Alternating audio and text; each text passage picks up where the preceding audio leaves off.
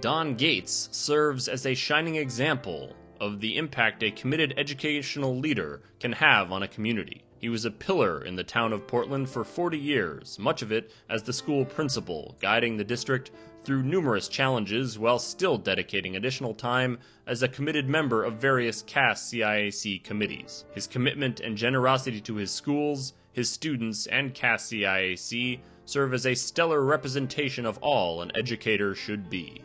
Well, I always enjoyed young people, and when I went off to college to become a teacher, it's because I connected well with kids, and so I started as a business education teacher in 1965.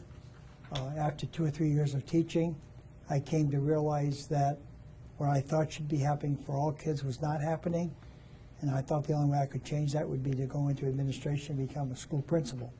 So that's what really brought me into the field, and 50 years later, you know, I've been fairly successful.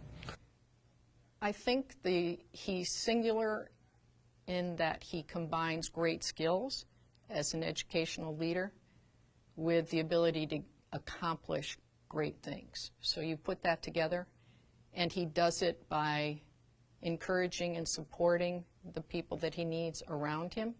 I think that the challenge was I went to a small community where the school was there's a lot of disruption in the school and a lot of not caring for the kids the way I would feel that should occur.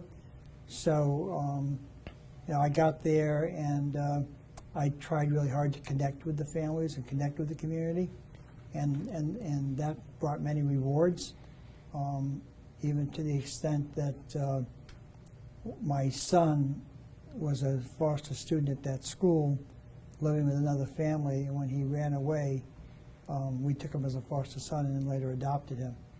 So that brought a lot of, you know, strength to the benefits of being in the town of Portland. He never had a bad word to say about any young person who walked through those doors, and even they may be discipline problems, they may have had troubled backgrounds, they may have acted out, and when anybody would talk to Don about them, he would say, he or she isn't a bad kid, he's a good kid.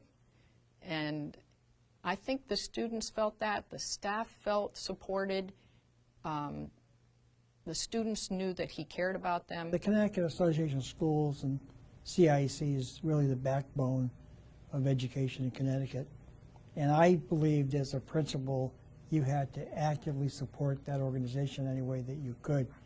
And so I, from the day I became an administrator, have always been very active in CAS-CIAC. You know, I served on eligibility committees, I served on as program director for this association.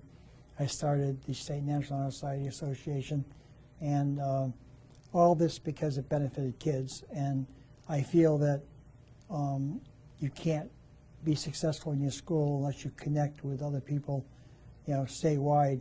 And CAS allowed me to make connections across the state.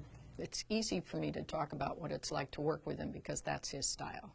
He never thinks of people as working for him, but working with him.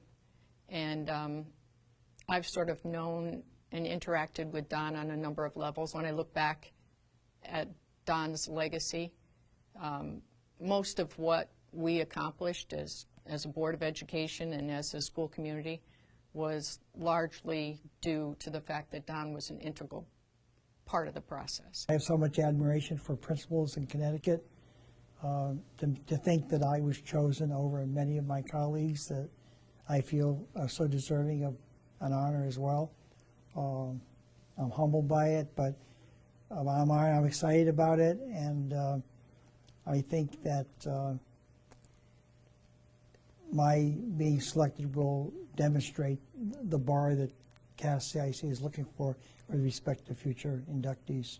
I cherished his judgment, his honesty, his commitment to students, and the fact that he created a school climate which fostered a strong sense of community. And all of us who are part of it were privileged because of that.